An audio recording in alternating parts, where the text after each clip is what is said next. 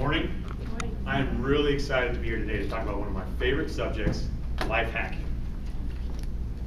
And what I really want to do is call attention to these individuals, the cyborgs of the world. We tend to poo-poo technology, but these guys embrace it.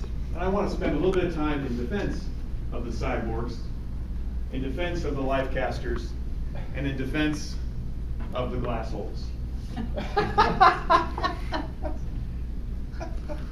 Well, maybe not. That's a bit obnoxious. That's a bit obtrusive. I think we can do a lot better than that, and the suggestions I'll have today will be much more accessible. I want to start with the idea of quantified self. Quantified self is mainstream nowadays. It's all about data analytics about your person and your environment, and then using those data analytics to mine and come up with interesting perspectives and takeaways. So the Fitbit, what I'm wearing now, is an example of a basic device that's used for quantified self. It sits on my wrist and it manages and monitors my activity. So I get my calories burned, estimated steps, estimated activity graphed out over time.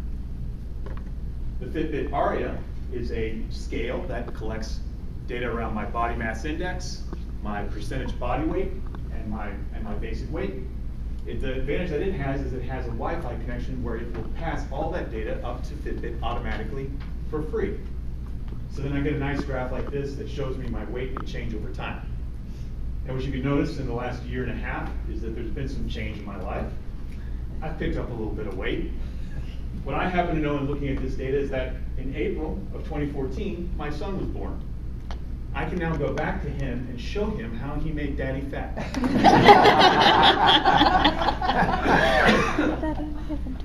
So I use a Nike running app, and it collects an impressive amount of data about my particular activities. I get to see all my miles, the splits within those particular miles in a run, my pace, elevation. It will graph elevation against my pace. I can see that. And it'll also show me where I've run in the United States in different areas, different counts. I can look at my behaviors over time, my average pace lifetime, when I run, how I run, all sorts of information and data that I find particularly useful and helpful. I use Audible, which collects stats about how I listen, when I listen, what my habits and behaviors are around listening to audiobooks, and also measures my collection over time. This is going to frighten you. I use Rescue Time. It is an application that sits on all of my desktops and my laptop. It measures and monitors every single application I use, every website I visit, every email I read. It then allows me to go back against any time frame, day, week, month, year, search and see how I've allocated my time against any one of those areas in various graphs, and to be able to tell, again, how I'm spending my time or misspending it. It can break down the day and show me for hour by hour, minute by minute, second by second, what I've done, and what I'm doing. Then I can follow trends against those things. This is an example of a time period from 9 a.m. to 10 where I was sitting at my desk working for about 30 minutes and 8 seconds. I spent 5 minutes and 53 seconds on the first email, 3 minutes and 22 seconds on the second email, and so on. If that scares you, this might scare you as well. This is an application called Place Me. It sits on my phone and records everywhere I go and tells me how long I've been there. Now, interesting things I can get out of that, though, is I can start to see where I'm visiting and notice some interesting behaviors that I didn't know before. This is the top 10 places or 8 places, I suppose, that I've visited since I've been running this app.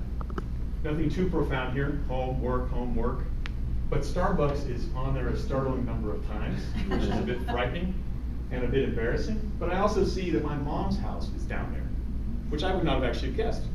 Again, data proving that I'm a good son. Some other interesting things I derived from this is I saw that I went to Sheridan's Frozen Custard 17 times during this particular time period that I was monitoring. At Santa Fe at 135th. Then, so as not to shame myself, I went to Sheridan's at 119th for 15 visits, for a total of 32 total visits. Within that same time period, I went to the gym 31 times. I think the data speaks for itself. Evernote is an app that I use to collect artifacts about my life and to place it and locate it by locale and by particular areas. This is something I use like a fiend. I collect tons of notes, tons of artifacts, and then it can be distributed and place that over all the areas that I've been, I can go and find interesting little pieces of information based on where I'm physically at. PlaceMe then works with Evernote to create a daily log that will produce everywhere I've been and the artifacts that I've created within that time period. And this happens to be a day when I went to Toastmasters. I see Toastmasters 6:41 a.m. I was at my job by 8:41 a.m. and so on. Let's talk a little bit about achievements as another life hack and motivating factor.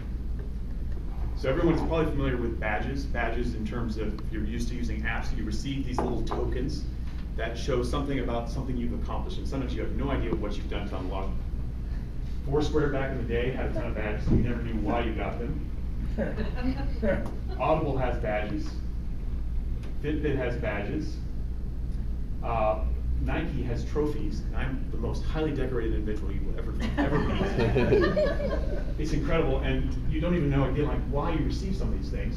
But last week, I received a La Fiesta badge because I ran on Cinco de Mayo. That's going on my mantle. They also provide context in terms of where you sit in terms of progress on apps. So in Audible, I can see I'm a newbie, I've progressed to novice, but maybe someday I'll be a master. Nike, same deal. I'm on a lifetime plan with Nike to reach their highest level. That's going to be a lot of commitment, a lot of time, and it's not easy to get there, but I can chart it and feel that I have context of my progress. This kind of shows me all my stats. I can see all of my PRs, all of my progress readily available to me on this little device anytime I want it. And having that data in context is extremely powerful. Gamification. This is huge. If you're a big dork like me, you're going to love this. Here's a game called Habit RPG, role-playing game. This is me. I am riding a wolf. That is a baby red dragon at my feet.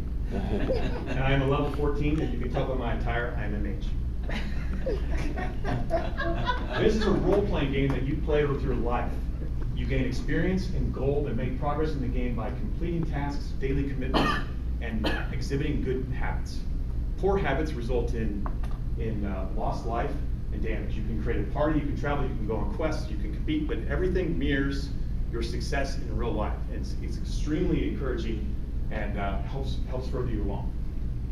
Then you can also take all those habits in that data and graph it and see how it changes over time.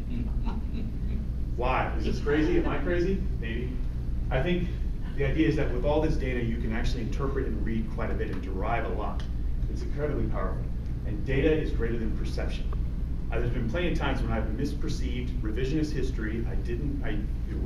With current biases, I do not remember the past correctly. Data doesn't get it wrong. Data is correct and factual. And this adage in business also applies to your life. You need to measure if you plan on managing anything. And last, how will you be remembered? What is your legacy? Are we leaving photos and images and memories, or are we leaving an entire trail of data that allows the people after us to be able to recreate our lives in a much more rich and meaningful way? So I ask that you consider some of these things, take a look at it. I can talk about this for hours and would be willing to if you're interested. Thank you.